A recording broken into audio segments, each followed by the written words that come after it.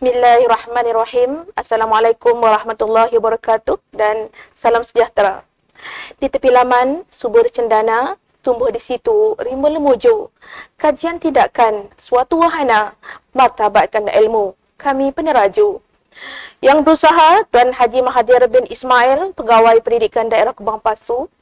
Yang berusaha Dr. Sharifah binti Syafi'i, Penyelaras Kajian Tindakan Pejabat Pendidikan Daerah Kubang Pasu. Yang berusaha barisan editor yang diketuai oleh Dr. Khalid Selbel Arumugam. Yang berusaha barisan pembentang, seterusnya para penonton, para hadirin warga maya yang dihormati sekalian. Bersyukur kehadirat Allah Subhanahu Wa Taala, pada pagi ini, hari ini kita masih lagi diberi ruang dan kesempatan untuk menjayakan Kolokium Kajian Tindakan Daerah Kubang Pasu tahun 2021. Hadirin yang dimuliakan, majlis dimulakan dengan perasmian pelancaran Kolokium Kajian Tindakan Daerah Kubang Pasu tahun 2021. Majlis dengan segala hormatnya mempersilakan Tuan Haji Mahathir bin Ismail, Pegawai Pendidikan Daerah Kubang Pasu. Tuan, dipersilakan. Bismillahirrahmanirrahim. Assalamualaikum warahmatullahi taala wabarakatuh. Salam sejahtera kepada semua warga pendidikan daerah Kubang Pasu. Yang saya hormati rakan-rakan timbalan PPD, rakan-rakan pegawai PPD Kubang Pasu, rakan-rakan pengetua, guru besar penolong kanan, guru kanan, seterusnya semua rakan-rakan guru seluruh daerah Kubang Pasu. Syukur kita kerana dengan keizinannya kita pada hari ini dapat bersama dalam Kolokium Kajian Tindakan PPD Kubang Pasu secara online bagi tahun 2021. Saya rakamkan ucapan tahniah dan syabas kepada sektor pembelajaran dan semua jawatan kuasa penerbitan Jurnal Kajian Tindakan PPD Kubang Pasu tahun 2021 yang diselaraskan oleh Cikgu Sharifah binti Syafi'i, Ketua Editor Dr. Khalid Selbel Arumugam, Dr. Goh Xiao Ying, Dr. Norosni Syari dan Cikgu Aidayani binti Abdul Nasir, dan ilustrasi yang dilaksanakan oleh anak anda Nur Syabirah binti Syafizan. Saya mengambil peluang ini merakamkan setinggi-tinggi penghargaan, tahniah juga kepada seluruh warga pendidikan yang menyumbang 32 kajian tindakan daripada pengetua, guru besar, pegawai, guru sekolah menengah dan guru sekolah rendah daripada seluruh daerah Kubang Pasu. Tuan-tuan dan perempuan yang saya hormati sekalian, penerbitan Jurnal Kajian Tindakan ini adalah satu usaha berterusan untuk meneroka serta berkongsi ilmu dalam kalangan warga pendidik, khususnya di daerah Kubang Pasu.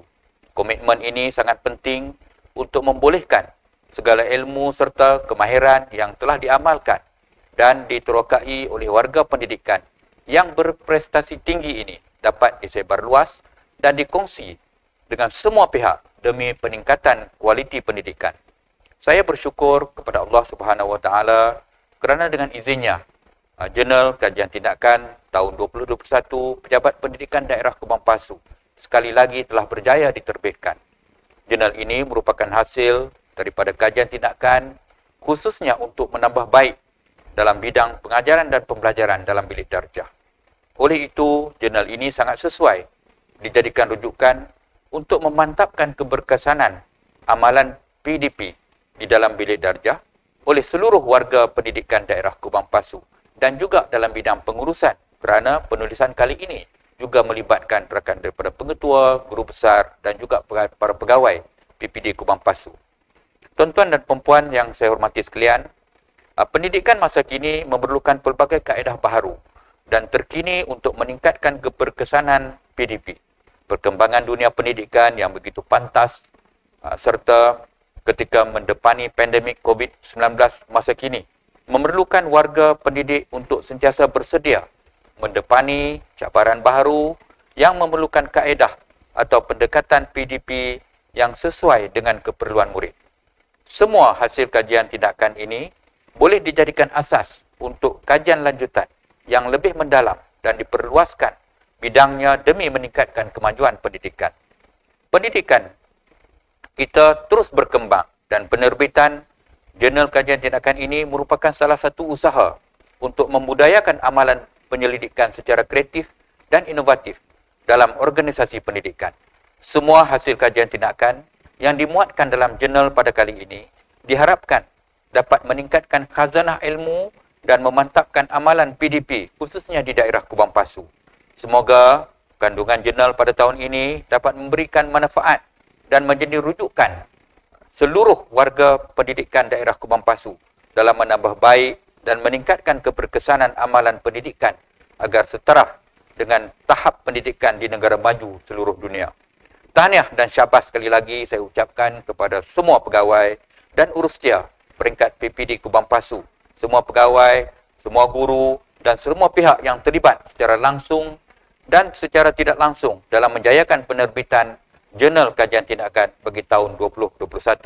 Setinggi-tinggi penghargaan, tahniah dan terima kasih kepada seluruh warga pendidik daerah Kubang Pasu yang telah menyumbang penulisan yang sangat berkualiti untuk Jurnal Kajian Tindakan pada kali ini.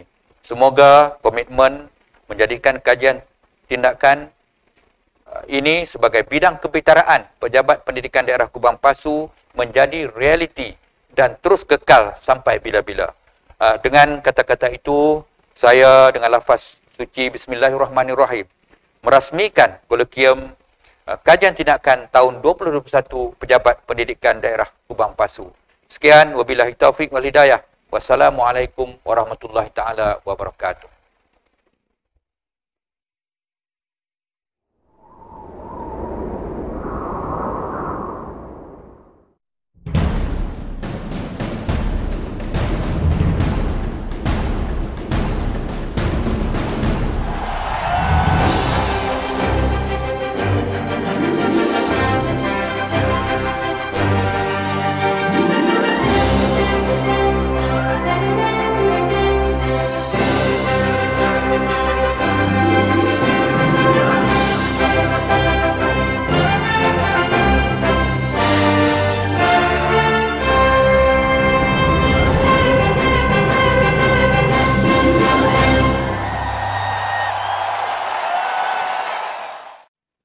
Demikian tadi ucapan perasmian oleh Tuan Haji Mahathir bin Ismail, Pegawai Pendidikan Daerah Kubang Pasu, sekalung penghargaan buat Tuan. Hadirin sekalian, tiba kita kepada acara pembentangan. Bersama-sama kita pada slot ini, 5 orang guru yang akan membentangkan kajian tindakan yang telah dihasilkan. Selepas membuat pembentangan, akan disusuli oleh komen daripada para editor.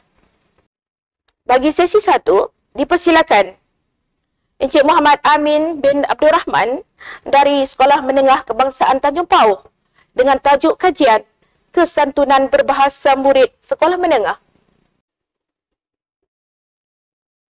Bismillahirrahmanirrahim. Assalamualaikum warahmatullahi wabarakatuh. Saya Cikgu Muhammad Amin bin Abdul Rahman dari SMK Tanjung Pauh, Jitra, Kedah akan membentangkan kajian tindakan yang saya laksanakan yang bertajuk Kesantunan Berbahasa Murid Sekolah Menengah. Bahagian pengenalan, amalan kesantunan dalam perbualan sesama manusia membezakan kita dengan hidupan lain di dunia ini. Jadi, kesantunan bahasa menjadi salah satu ciri penting bangsa yang bertamadun. Bertepatan pula dengan tema Hari Guru tahun 2021, Berguru Demi Ilmu, Bina Generasi Baru. Penyataan masalah. Kalau kita perhatikan, pengaruh persekitaran yang tidak membantu kepada perkembangan berbahasa murid. Maksudnya persekitaran murid sama ada di rumah ataupun di luar kawasan persekolahan. Kadang-kala menyebabkan murid tidak menggunakan bahasa yang tepat dalam kata panggilan kepada orang yang berada di hadapan mereka. Seterusnya, pengaruh media elektronik amat menebal. Dan sekarang ini media elektronik banyak mempengaruhi pelajar-pelajar kita di sekolah. Kemudian, kerap kali juga berlaku kesilapan dan perselisihan faham akibat dari penggunaan kata sapaan yang salah atau kurang tepat. Seterusnya, kajian ini untuk memberi penumpuan untuk mengenal pasti kesantunan berbahasa yang menjadi amalan murid sekolah. Jadi, soalan kajian yang hendak dijawab ialah kata sapaan yang digunakan oleh murid kepada guru. Yang kedua, kata sapaan yang digunakan sesama murid. Kemudian kita perhatikan pula cara bagaimana kajian ini dilaksanakan.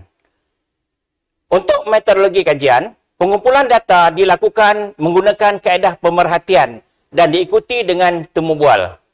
Responden yang terdiri pada 35 murid kelas 5 Bestari, SMK Tanjung Pauh. Jadi, perbualan dan tutur bicara mereka diperhatikan untuk mendapatkan kata sapaan yang diujarkan. Dan kata-kata sapaan yang mereka ujarkan dinilai dan diteliti kesantunan. Ini ialah hasil dapatan yang saya laksanakan. Yang pertama, kata sapaan kepada guru. Pertama, cikgu. Dan yang kedua, hai cikgu.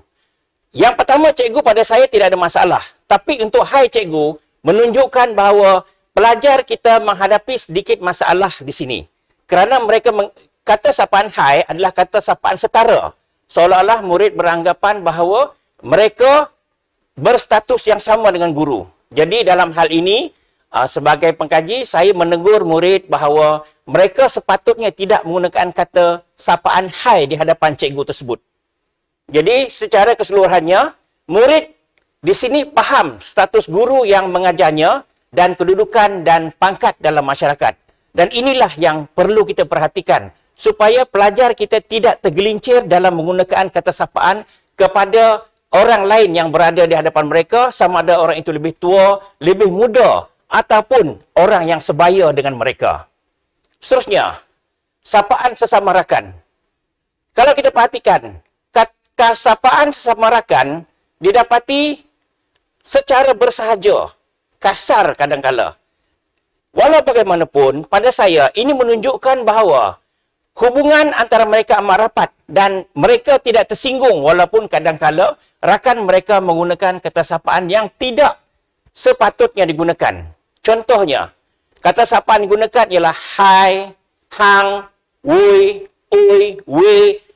Dan satu lagi yang amat mengejutkan ialah kata sapaan barua. Tapi kalau saya perhatikan di sini, walaupun pelajar tersebut memanggil rakan mereka barua, rakan mereka tidak marah kerana menunjukkan bahawa mereka adalah kawannya rapat dan juga ada melakukan kesilapan oleh rakan tersebut. Jadi walaupun kata barua ini tidak sepatutnya digunakan, tapi pada mereka ianya boleh digunakan apabila berlaku sesuatu yang mana pada mereka, rakan mereka telah melakukan sesuatu kesilapan. Baiklah. Jadi, dapatan daripada kajian dan perbincangan ini, pengaruh penggunaan kata sapaan di rumah dan kalangan masyarakat menjadi ikutan murid-murid. Komunikasi sesama mereka bersahaja, tetapi masih menampakkan kemesraan dan saling menghormati. Kemudian, apabila berkomunikasi dengan guru dan warga sekolah yang lebih dewasa, murid dapat memilih kata-kata sapaan yang sesuai dan menepati ciri kesantunan berbahasa. Jadi kesimpulannya, komuniti bahasa Melayu sekolah menengah masih berpegang teguh kepada nilai budaya Melayu dan kesantunan berbahasa dalam komunikasi.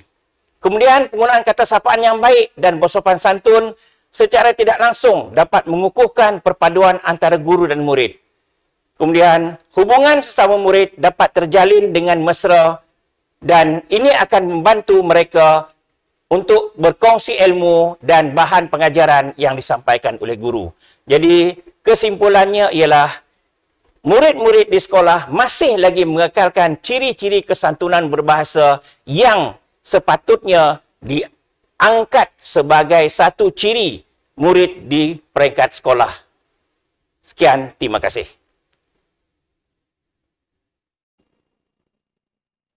Alhamdulillah. Sekarang tahniah kepada Cikgu Muhammad Amin bin Abdul Rahman dari SMK Tanjung Pauh atas penglibatan dan usaha menjalankan kajian tindakan ini yang bertajuk Kesantunan Berbahasa Murid Sekolah Menengah.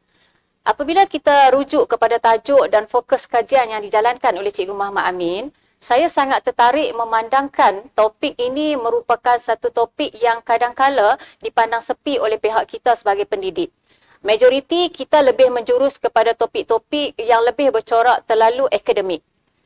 Dalam zaman VUCA World ini, kita juga tidak seharusnya lupa tentang usaha untuk membentuk kepribadian terpuji, khususnya dalam kesantunan berbahasa dalam kalangan generasi muda negara kita sekarang ini. Kenapa? Kerana kita tidak mahu melihat wujudnya generasi yang akan datang adalah generasi yang berintelektual tinggi tetapi rendah akhlak dan kesantunan budi dalam berbahasa. Cadangan saya untuk kajian tindakan ini boleh dikembangkan lagi selepas ini dengan mengutarakan intervensi-intervensi yang boleh mendidik para pelajar ke arah penggunaan bahasa-bahasa yang santun tanpa mengira dengan siapa, di mana dan apa tujuannya. Yang paling utama, fokus kepada bagaimana pelajar itu membudayakan kesantunan dalam berbahasa. Secara keseluruhannya, artikel kajian yang dijalankan oleh Cikgu Muhammad Amin ini sangat baik dan sangat memuaskan serta berkepentingan. Tahniah diucapkan kepada Cikgu Muhammad Amin. Seterusnya, dipersilakan pula Dr. Puteri Darishah Dali dari Sekolah Menengah Kebangsaan Pulau Nior dengan tajuk kajian COVID-19 keberkesanan perisian multimedia dalam PDPR secara online terhadap proses pembelajaran murid sekolah di daerah Kubang Pasu, Kedah dalam tempoh pelaksanaan Perintah Kawalan Pergerakan PKP di Malaysia. Assalamualaikum dan salam sejahtera. Saya Dr. Puteri Darishah binti Dali dari SMK Pulau Nior akan membentangkan tajuk kajian berkaitan dengan COVID-19, keberkesanan perisian multimedia dalam PDPR secara online terhadap proses pembelajaran murid sekolah di daerah Kubang Pasu, Kedah dalam tempoh pelaksanaan Perintah Kawalan Pergerakan PKP di Malaysia. Berikut adalah isi kandungan saya iaitu latar belakang kajian, penyataan masalah, objektif dan rangka kajian, metodologi kajian, dapatan kajian, perbincangan dapatan kajian dan sumbangan kajian. Latar belakang kajian keberkesanan perisian multimedia dalam PDPR secara online. PDPR ialah PDP yang dilaksanakan di rumah atau pusat komuniti atau di mana-mana lokasi yang bersesuaian. PDPR boleh dilaksanakan dalam talian atau luar talian atau off-site dengan berstruktur dan terancang. PDPR mempunyai dua objektif iaitu pertama, menjadi panduan kepada murid mengikuti PDPR secara optimum dan kedua, panduan kepada guru untuk melaksanakan PDPR secara berstruktur dan terancang. Menurut PPPM 2021 sehingga 2025, perkara ini selaras dengan sistem pendidikan negara untuk tempoh 15 tahun akan datang bermatlamat melengkapkan murid dengan kemahiran baharu yang diperlukan oleh mereka untuk merebut peluang dan menangani cabaran abad ke-21. Cabaran Malaysia terkini ialah menangani wabak COVID-19 yang menjadi isu kecemasan terhadap tuntutan pendidikan dalam abad ke-21.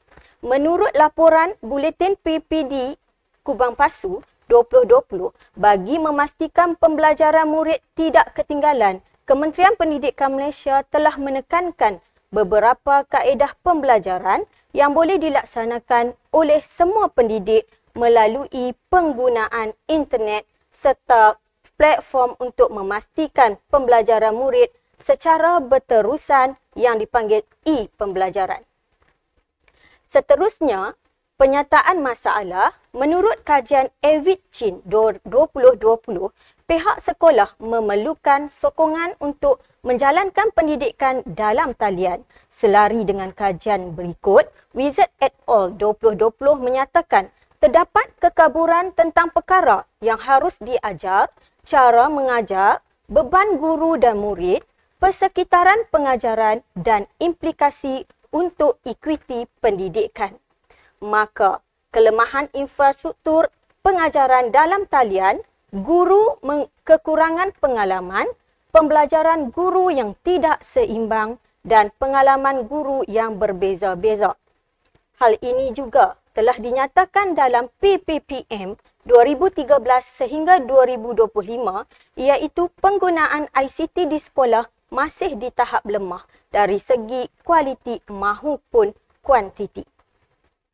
Selain daripada itu, kajian Mahazir Khalid 2021 menyatakan masalah kekurangan peralatan, kelemahan capaian internet serta kurang keyakinan kepada keberkesanan kaedah pengajaran dan pembelajaran di rumah.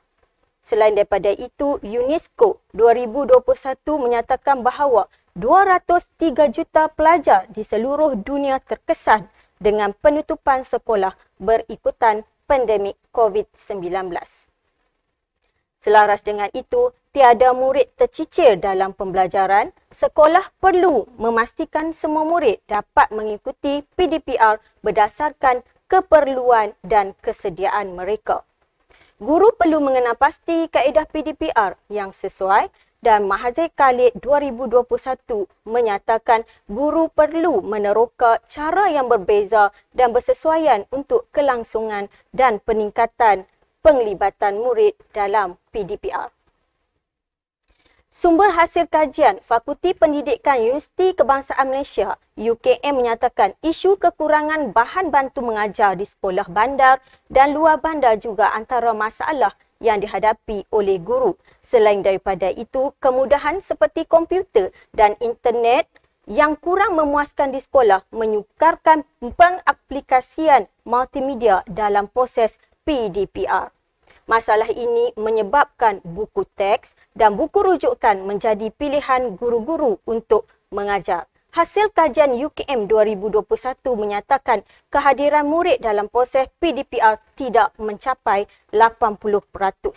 Selain daripada itu, pandangan bekas Ketua Pengarah Pelajaran Datuk Dr. Amin Senin dalam satu kenyataan kepada Akhbar Utusan Malaysia menyatakan murid tidak memberi fokus 100% jika guru mengajar secara dalam talian dalam tempoh 30 hingga 40 minit mengikut jadual kelas biasa.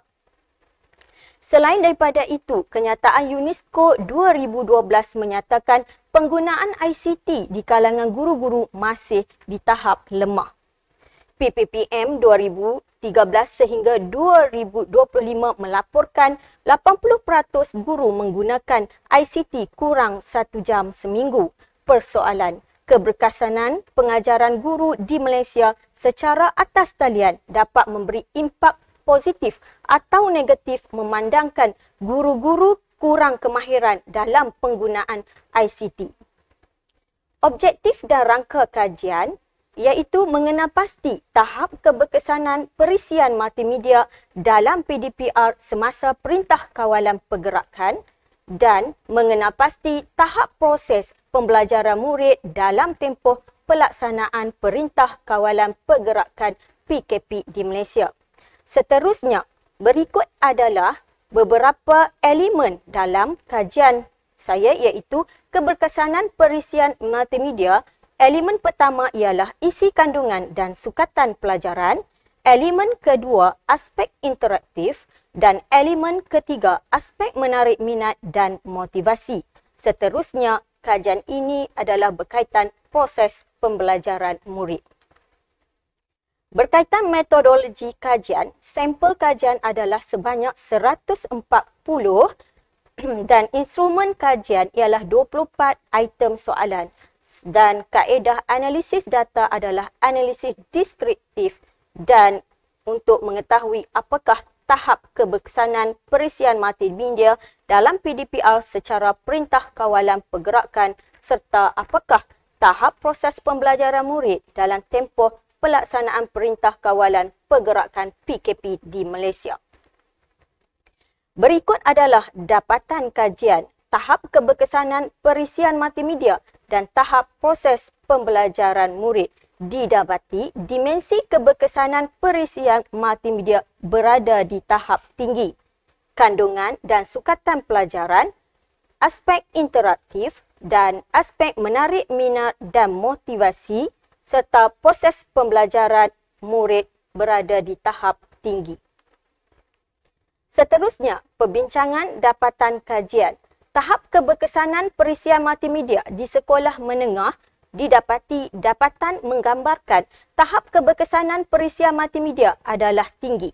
Dapatan ini berjaya menjelaskan elemen perisian multimedia iaitu aspek isi kandungan dan sukatan pelajaran, aspek interaktif dan menarik minat serta motivasi murid. Manakala tahap proses pembelajaran murid menunjukkan dapatan tahap proses pembelajaran murid adalah tinggi. Ini menunjukkan bahawa perisian multimedia dapat mengekalkan tumpuan, meningkatkan kemampuan kognitif dan kemahiran sosial murid semasa belajar dalam suasana yang lebih selesa dari segi masa dan kebolehan mereka. Selain itu, ikon-ikon yang terdapat pada perisian multimedia dapat memberi rangsangan kepada murid. Ini bermakna proses pembelajaran murid dipengaruhi oleh latihan serta pengayaan dalam perisian yang dapat memberi peluang kepada murid untuk mengukuhkan pemahaman mereka terhadap proses pembelajaran. Pembelajaran murid secara dalam talian dengan penggunaan perisian multimedia mampu mempengaruhi kemahiran murid dalam literasi komputer. Berikut adalah sumbangan kajian dalam bidang ilmu. Ini menggambarkan bahawa dari segi input dan perspektif dalam bidang pengajaran dan pembelajaran, PDPR berkualiti semasa tempoh PKP. Perincian elemen-elemen keberkesanan penggunaan multimedia iaitu membentuk persepsi murid terhadap proses pembelajaran serta kesan langsung penggunaan perisian multimedia terhadap proses pembelajaran murid. Sumbangan kajian praktikal, hasil dapatan kajian menunjukkan murid bersetuju bahawa aplikasi multimedia dalam PDPR terhadap proses pembelajaran telah mewujudkan pembelajaran yang berkesan dan bermanfaat semasa tempoh PKP semasa COVID-19 di Malaysia. Penggunaan perisian multimedia ini dapat mengurangkan persepsi negatif masyarakat bahawa proses pembelajaran terhenti semasa PKP. Selain itu, cadangan untuk selepas menjalankan kajian ini, satu modul khas yang mempunyai set arahan kepada ibu bapa supaya boleh memainkan peranan lebih sistematik dan berkesan dalam membantu anak-anak mereka meneruskan proses pembelajaran di rumah. Dan cadangan saya yang kedua ialah perlunya insentif khas kepada warga guru dan murid dengan pemberian data internet tambahan untuk proses pengajaran secara digital, penambahan sistem jalur lebar dan peruntukan pembelian alat bantu mengajar secara digital. Sekian sahaja. Terima kasih. Okey, saya mengucapkan tahniah kepada Dr. Puteri Darishah daripada SMK Pulau Nyor di atas penghasilan sebuah kajian tindakan yang bertajuk COVID-19, keberkesanan perisian multimedia dalam PDPR secara online terhadap proses pembelajaran murid sekolah di daerah Kubang Pasu, Kedah dalam tempoh pelaksanaan Perintah Kawalan Pergerakan PKP di Malaysia. Okey, jadi kalau saya tengok balik kepada kajian ini merupakan sebuah kajian kuantitatif. Dia lebih kepada kajian yang bersifat konvensional yang telah melibatkan 140 orang murid. Jadi satu kajian yang agak menyeluruh dengan menggunakan persampelan yang agak besar. Tahniah diucapkan kepada penyelidik. Okey, dari segi dapatan kajian ini menunjukkan bahawa murid-murid di sekolah lebih gemar menggunakan perisian multimedia semasa tempoh pelaksanaan Perintah Kawalan Pergerakan iaitu semasa PKP, dan ini merupakan satu kajian yang agak penting dalam era pandemik, terutamanya apabila kita nak memastikan proses pembelajaran dan pengajaran ini berlaku dalam era pandemik. Okey, jadi tetapi kalau kita tengok balik, kita kupas balik kepada cadangan untuk kajian lanjut.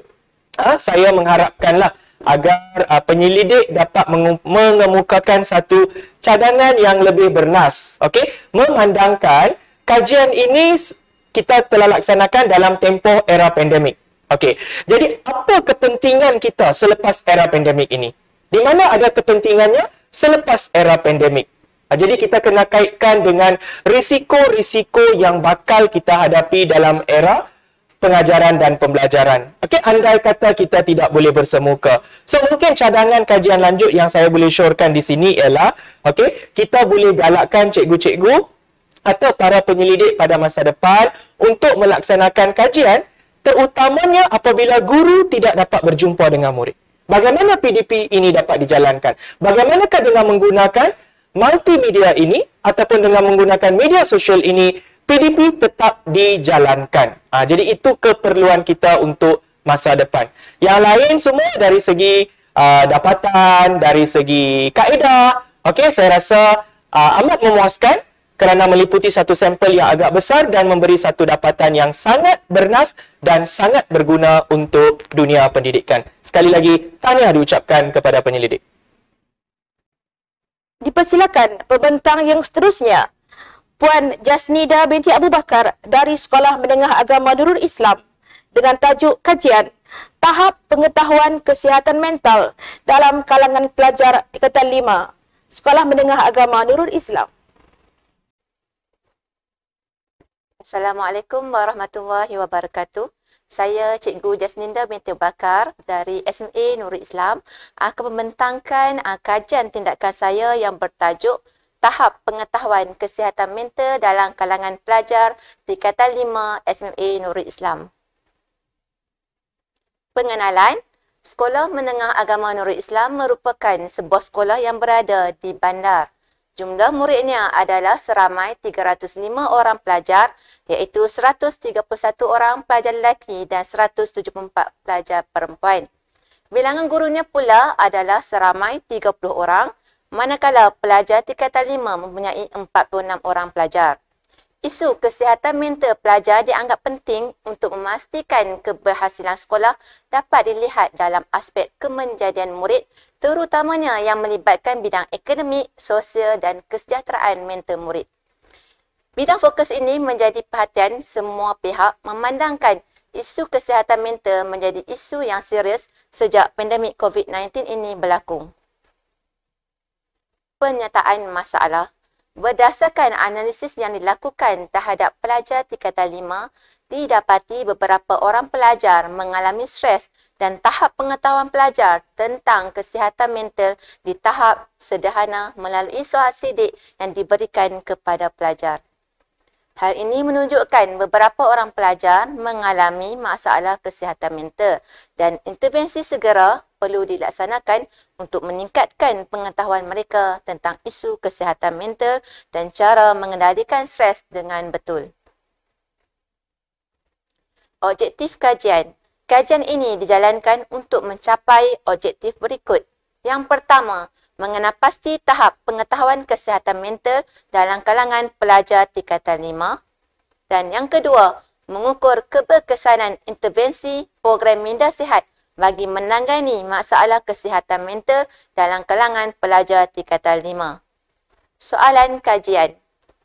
Kajian ini menjawab persoalan-persoalan berikut. Yang pertama, apakah tahap pengetahuan kesihatan mental dalam kalangan pelajar tingkatan 5? Dan yang kedua, sejauh manakah program minda sihat yang dijalankan oleh unit bimbingan dan kaunseling SMA Nurul Islam dapat memberi makluman tentang isu kesihatan mental dalam kalangan pelajar tingkatan 5. Metodologi kajian. Kajian ini dijalankan dengan menggunakan pendekatan kuantitatif. Terdapat 3 intervensi yang pekaji gunakan, iaitu yang pertama, info minda sihat. Info minda sihat ini dilaksanakan dengan memberi maklumat tentang minda sihat setiap pagi sebelum PDP bermula melalui pembesar suara sekolah. Manakala semasa PDPR, maklumat minda sihat diberikan melalui grup WhatsApp kelas pelajar. Yang kedua, sudut minda sihat. Sudut minda sihat ini diadakan di dalam kelas untuk memberi maklumat kepada pelajar yang stres. Secara tidak langsung, pelajar lain juga dapat mengetahui maklumat tentang stres. Sudut ini hanya dapat dilaksanakan dalam tempoh yang singkat kerana pelaksanaan Perintah Kawalan Pergerakan iaitu PKP. Dan yang ketiga, cikgu just WhatsApp anda CGWA ialah sesi kaunseling individu dan digantikan dengan CGWA. Intervensi ini dilaksanakan kerana terdapat beberapa orang pelajar mengalami stres dan perlu dilaksanakan sesi kaunseling individu terhadap mereka. Tentang cara menguruskan stres melalui WhatsApp kerana PDPR. Melalui WhatsApp, pengkaji dapat mengenal pasti tentang cara menguruskan stres yang diberikan kepada pelajar.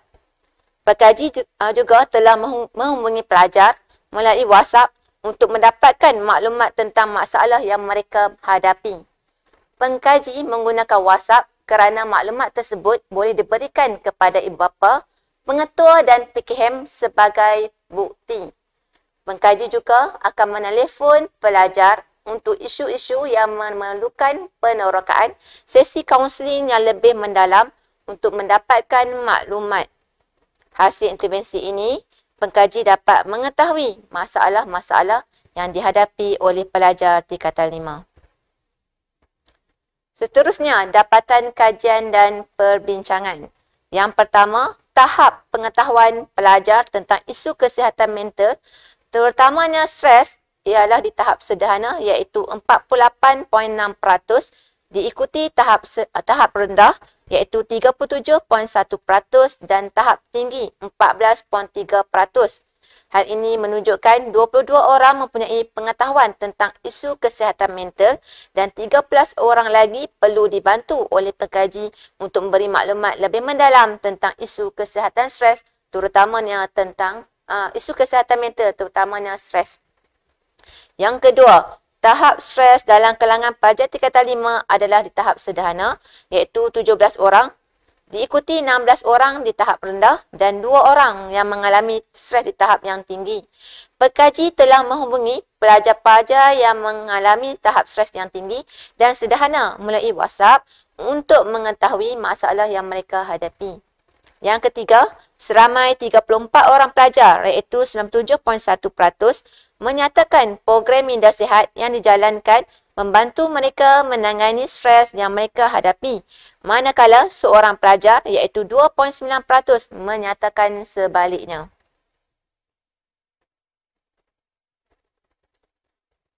Info minda sihat berguna kepada diri pelajar pula mencatatkan 91.4%, manakala 8.6% menyatakan sebaliknya. Kerana info disampaikan melalui pembesar suara dan pelajar berada di dalam kelas sebelum PDPR. Terdapat masalah seperti suara kurang jelas dan pelajar tidak menumpukan perhatian dengan mendengar info yang disampaikan. Manakala semasa PDPR, segelintir pelajar yang mengalami masalah campaian internet, berkongsi telefon dan masalah kewangan untuk membeli top-up data.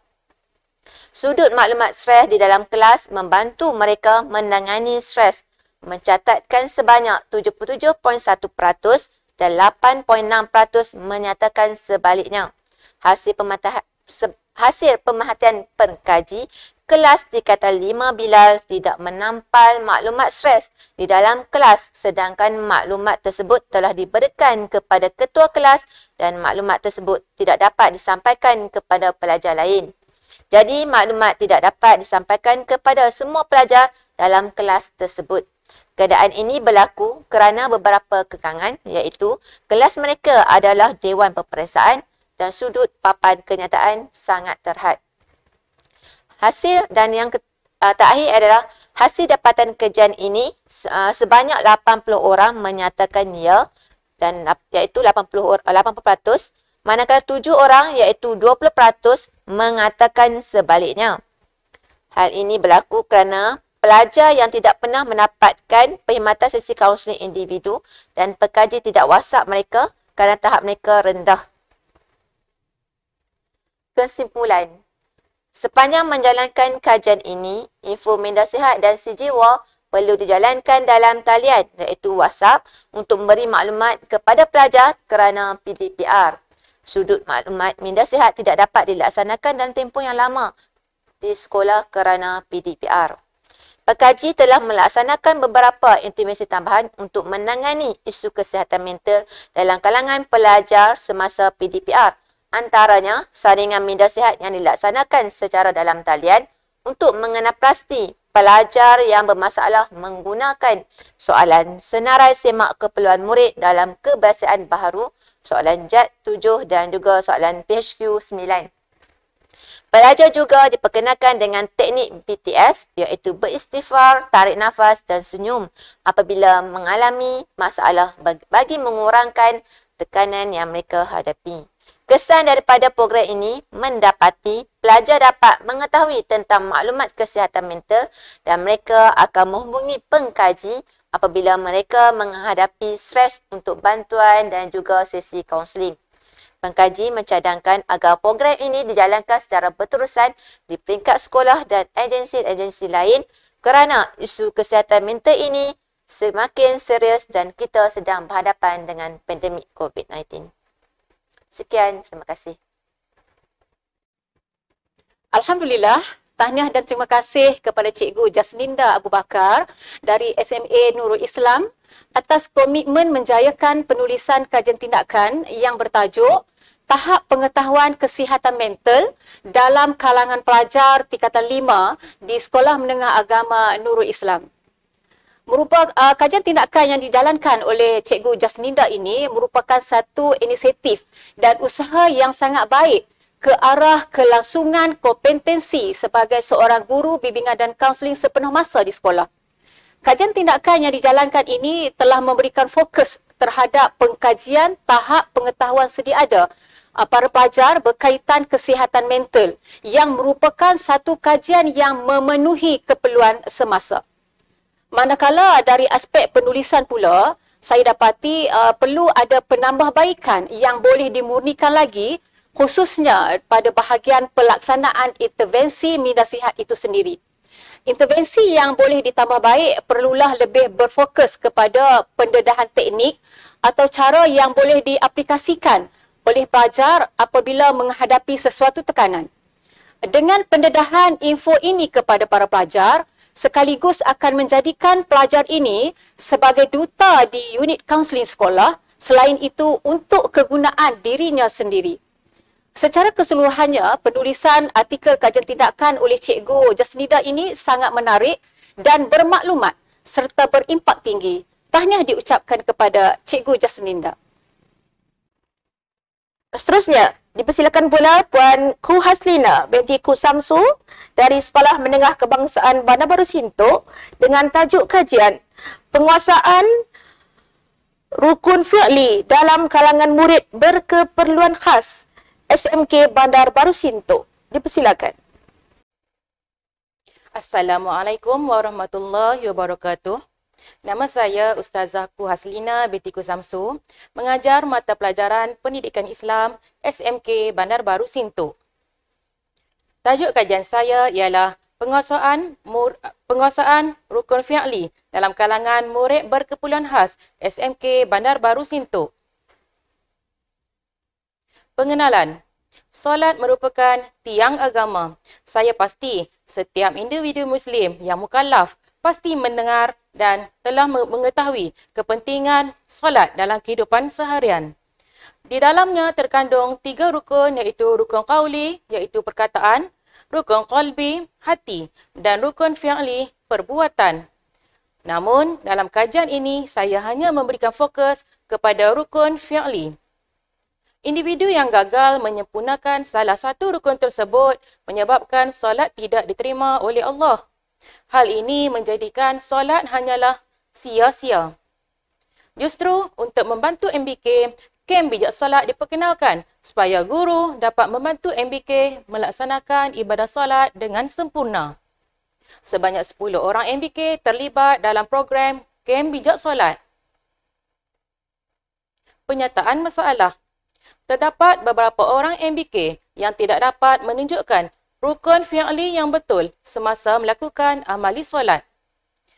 Makluman daripada MBK menyatakan mereka kurang mendapat pendedahan berkenaan perkara tersebut. Sebagai intervensi, saya memilih untuk menjalankan kem bijak solat. Seterusnya, kita lihat kepada objektif kajian. Objektif kajian ini adalah untuk 1. Untuk memastikan MBK menunaikan rukun fi'li dengan betul. Dan yang kedua, untuk menilai keberkesanan kem bijak solat dalam kalangan MBK. Seterusnya ialah soalan kajian. Yang pertama, adakah kajian ini dapat membantu MBK menunaikan rukun fi'li dengan betul? Dan soalan kajian yang kedua ialah, bagaimanakah tahap keberkesanan kem bijak solat terhadap MBK? Seterusnya ialah metodologi kajian. Kajian ini dijalankan secara kualitatif, manakala data yang diperoleh adalah melalui kaedah pemerhatian. Dalam melaksanakan kem bijak solat, saya melakukan 3 langkah intervensi. Intervensi yang pertama ialah saya memberikan penerangan tentang cara melaksanakan rukun fi'li yang betul kepada MBK yang terlibat. Saya menggunakan rakaman video dan audio. Intervensi yang kedua pula ialah kaedah perbincangan berkenaan dengan video yang ditonton sebentar tadi. Ketika inilah sesi soal jawab berlaku antara guru dan MBK. Intervensi yang ketiga pula ialah dengan cara guru menunjuk cara tentang pergerakan antara satu rukun ke satu rukun yang lain. Dalam intervensi ini, saya menggunakan rakaman audio. Penggunaan video dan audio sangat penting kepada MBK bagi memantapkan kefahaman mereka berkenaan dengan topik yang dipelajari. Ini adalah beberapa keping gambar yang sempat saya rakamkan sepanjang pelaksanaan kem bijak solat. Seterusnya ialah dapatan kajian dan perbincangan. Okey, mari kita sorot semula soalan kajian yang pertama, iaitu adakah kajian ini dapat membantu MBK menunaikan rukun fi'li dengan betul? Jawapannya ialah ya. MBK berjaya melaksanakan rukun fi'li dengan betul semasa program amali solat dilaksanakan. Setelah intervensi dijalankan, MBK dapat menunjukkan pergerakan berdiri, takbiratul ihram, rukuk, i'tidal, sujud, duduk antara dua sujud, duduk tahiyat akhir dan memberi salam dengan betul. Seterusnya, mari kita sorot soalan kajian yang kedua, iaitu bagaimanakah tahap keberkesanan kem bijak solat terhadap MBK? Program kem bijak solat berkesan dalam meningkatkan penguasaan MBK terhadap pelaksanaan rukun fi'li. MBK dapat melakukan pergerakan dalam solat dengan betul dan tanpa arahan dan bimbingan daripada guru ketika amali solat dilakukan. Kesannya, murid lebih berdisiplin dan menepati masa ketika sesi pengajaran dan pembelajaran berlaku. Kesimpulannya, kem bijak solat ini dapat membantu meningkatkan penguasaan MBK dalam aspek pelaksanaan rukun fi'li semasa menunaikan ibadah solat. Justru, kerjasama daripada ibu bapa amatlah diperlukan bagi memastikan MBK konsisten dalam pelaksanaan ibadah solat ketika berada di rumah. Kesannya, MBK lebih berdisiplin, menghormati guru dan menepati masa. Hal ini seiring dengan firman oleh Allah SWT yang bermaksud, sesungguhnya solat itu mencegah daripada perbuatan keji dan mungkar. Surah Al-Ankabut ayat 45. Sekian, terima kasih. Assalamualaikum warahmatullahi wabarakatuh. Okey, tahniah dan terima kasih Cikgu Kuhaslina Kusamsu dari SMK Bandar Baru Sintok dengan kajian yang bertajuk Penguasaan Rukun Fi'ili dalam kalangan murid berkeperluan khas SMK Bandar Baru Sintok. Secara keseluruhan, kajian Cikgu Kuhaslina merupakan satu kajian yang baik untuk murid berkeperluan khas atau MBK yang memberi fokus kepada pelaksanaan rukun fi'ili ketika menunaikan ibadah solat. Intervensi yang cikgu telah laksanakan bersama murid iaitu kem bijak solat adalah bersesuaian dengan tahap murid MBK dan dapat membantu murid-murid MBK. Okey, sedikit komen daripada pihak saya untuk penambahbaikan. Penulisan artikel cikgu boleh ditambah baik lagi, terutamanya pada bahagian dapatan kajian serta bahagian perbincangan. Perbincangan perlulah lebih mendalam, iaitu dalam membincangkan kesan intervensi kepada murid, dan yang terakhir ialah cadangan kajian lanjutan. Perlu diingatkan, cadangan kajian lanjutan adalah penting dalam menambah baik amalan guru dan bukannya untuk memberi cadangan kepada pengkaji-pengkaji yang lain. Okey, tahniah sekali lagi saya ucapkan kepada Cikgu Ku Haslina. Teruskan Cikgu dalam membudayakan kajian tindakan.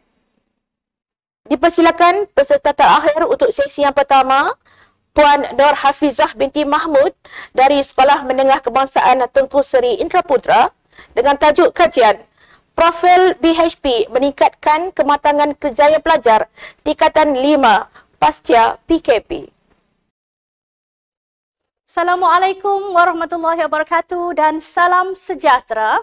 Hari ini saya bakal membentangkan kajian tindakan di bawah tajuk Profil BHP meningkatkan kematangan kerjaya pelajar tingkatan 5 pasca PKP. Saya Nur Hafizah binti Mahmud, kaunselor berdaftar dan bertugas sebagai guru bimbingan dan kaunseling sepenuh masa di Sekolah Menengah Kebangsaan Tengku Seri Indraputra. Baiklah, menjadi kebiasaan bagi guru bimbingan dan kaunseling apabila ditugaskan di tempat baru. Perkara yang perlu dilakukan adalah membuat kajian keperluan dan mengenal organisasi. Jadi di sinilah saya membuat kajian keperluan berbentuk pemerhatian dan temu bual melibatkan pentadbir, guru-guru dan para pelajar. Dapatannya adalah pelajar belum jelas matlamat kerjaya dan ini menyebabkan motivasi menjadi rendah dan tahap motivasi yang rendah telah menyebabkan pelajar-pelajar ini menampilkan tingkah laku yang kurang sesuai ataupun salah laku disiplin. Antaranya adalah sikap ponteng sekolah, ponteng kelas, tidak menyiapkan kerja sekolah ataupun salah laku yang lain. Dan ini adalah disebabkan oleh tidak jelas matlamat kerjaya itu tadi. Saya telah mengenal pasti bahawa puncanya adalah disebabkan oleh kurangnya maklumat berkaitan kerjaya dan bimbingan kerjaya. Maka saya telah menggunakan inventari kematangan kerjaya yang dibekalkan oleh Lembaga Peperiksaan Kementerian Pendidikan Malaysia. Inventari ini dibuat kepada semua pelajar tingkatan 5 di seluruh Malaysia. Inventari ini mempunyai 50 soalan, 25 item domain sikap dan 25 item domain kecekapan. Dan instrumen ini sebenarnya digunakan bertujuan mengumpul data mengenai tahap kematangan kerjaya dalam kalangan murid tingkatan 5 khususnya dan juga mengenal pasti maklumat berkaitan perasaan, reaksi subjektif, kemahiran, kecenderungan dan minat seseorang murid semasa membuat pemilihan kerjaya dan juga mengukur kematangan murid dari segi sikap, kebolehan, kemahiran dan kecekapan dalam membuat keputusan pemilihan kerjaya. Ini adalah borang profil BHP yang saya reka sebagai satu alat untuk membantu anak-anak ini semasa intervensi yang dilakukan dalam sesi bimbingan dan sesi kaunseling individu dan kelompok. Objektif kajian saya adalah untuk meningkatkan tahap kematangan kerjaya bagi domain sikap pelajar tingkatan 5 Sekolah Menengah Kebangsaan Tengku Seri Indraputra, Air Hitam, Kedah. Persoalan kajian. Apakah penggunaan borang profil BHP dapat meningkatkan tahap kematangan kerjaya bagi domain sikap pelajar tingkatan 5 di Sekolah Menengah Kebangsaan Tengku Seri Indraputra? Baik, ini adalah kaedah pelaksanaan meliputi 7 langkah. Langkah yang pertama adalah ujian pra dilaksanakan secara bersemuka Pada ketika itu, sekolah dibuka hujung tahun 2020. Kemudian, borang profil BHP digunakan dan diberikan pelajar isi secara bersemuka dalam sesi bimbingan dan sesi kaunseling. Outreach, IPT dan kerjaya dilaksanakan secara bersemuka dan secara dalam talian. Kemudian diikuti dengan sesi bimbingan dan kaunseling kerjaya juga secara bersemuka dan secara dalam talian. Sesi bimbingan dilaksanakan secara dalam talian dan sesi kaunseling dilaksanakan secara bersemuka tetapi melalui temu janji yang dibuat sama ada secara individu ataupun kelompok. Seterusnya, secara dalam talian dilaksanakan intervensi video pengajaran diberikan. Talian psikososial adalah dalam berbentuk Q&A, soal jawab para pelajar dan juga akhirnya saya melaksanakan ujian PASKA IKK bagi mengenapasti tahap kematangan kerjaya. Intervensi ini dirangka mengambil kira kesesuaian dalam norma baharu dan ini dilaksanakan bermula September 2020 sehingga Februari 2021.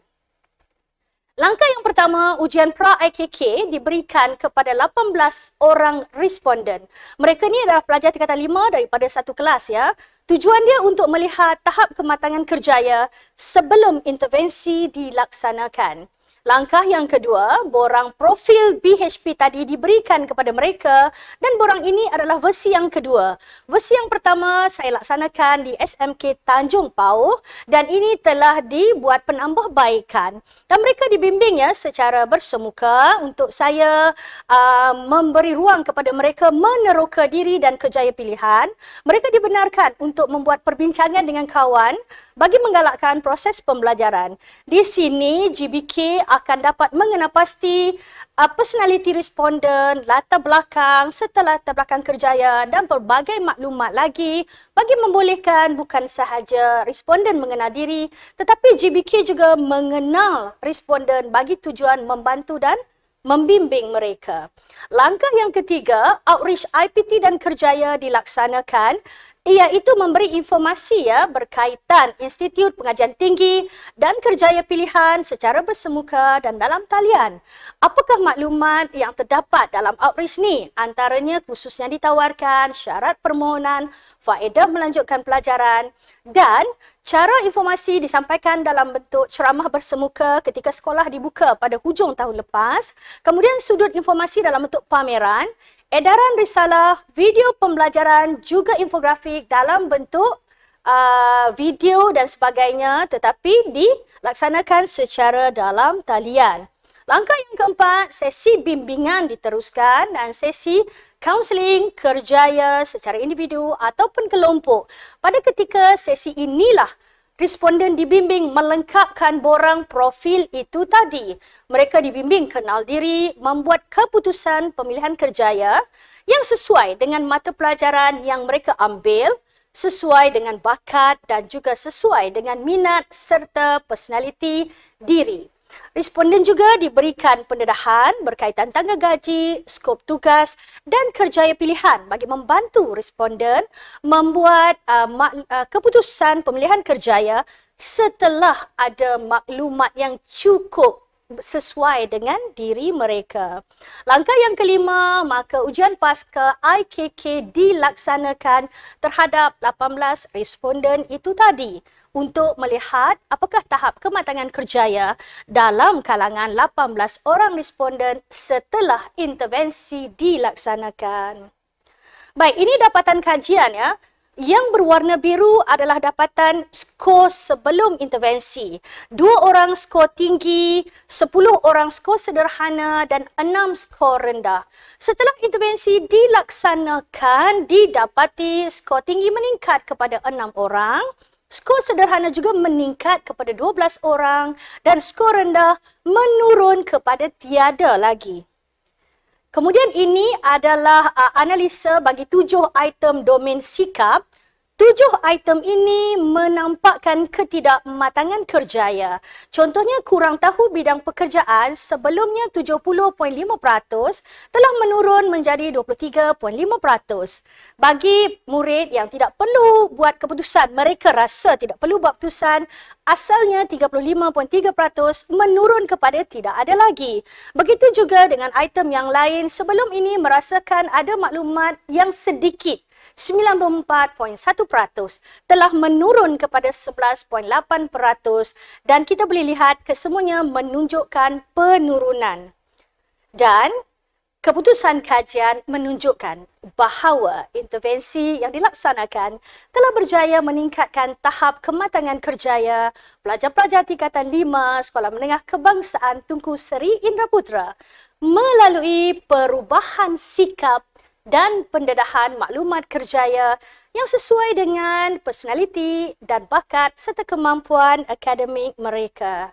Secara kesimpulan, ya tuan-tuan dan puan-puan, para penonton yang dihormati sekalian, sesuailah dengan teori perkembangan kerjaya super, peringkat umur 15 sehingga 24 tahun adalah peringkat penerokaan dalam perkembangan kerjaya. Anak-anak tingkatan 5 berusia 17 tahun berada di fasa penerokaan. Maka mereka seharusnya diberikan banyak bimbingan dan pendedahan berkaitan maklumat kerjaya serta diberikan banyak ruang dan peluang meneroka maklumat pekerjaan mahupun pengalaman pekerjaan itu sendiri. Sekian pembentangan daripada saya, Cikgu Nur Hafizah binti Mahmud dari SMK Tunku Seri Indraputra, Air Hitam Kedah, Daerah Kubang Pasu. Assalamualaikum dan salam sejahtera. Sekalung tahniah diucapkan kepada Cikgu Nur Hafizah binti Mahmud dari Sekolah Menengah Kebangsaan Tunku Seri Indraputra atas inisiatif penulisan kajian tindakan ini yang bertajuk Profil BHP Meningkatkan Kematangan Kerjaya Pelajar Tingkatan 5 Pasca PKP. Secara peribadi, kajian tindakan ini mempunyai kekuatannya yang tersendiri berdasarkan pemilihan tajuk dan gaya penulisan yang tepat, padat dan menggunakan laras akademik yang sepatutnya. Fokus kajian tindakan ini juga didapati bertepatan dengan keperluan dan fokus kumpulan sasaran. Memandangkan pelajar tingkatan 5 merupakan usia yang paling kritikal untuk menentukan hala tuju kerjaya masa hadapan. Jadi, secara keseluruhannya, kajian tindakan ini menunjukkan bahawa intervensi-intervensi yang telah dijalankan oleh pengkaji ataupun penulis ini telah berjaya meningkatkan tahap kematangan kerjaya dalam kalangan pelajar tingkatan 5 di Sekolah Menengah Kebangsaan Tunku Seri Indraputra melalui perubahan sikap dan pendedahan maklumat kerjaya yang sesuai dengan personaliti, bakat dan kemampuan akademik mereka. Tahniah diucapkan kepada Cikgu Nur Hafizah atas penghasilan kajian tindakan yang bermutu ini.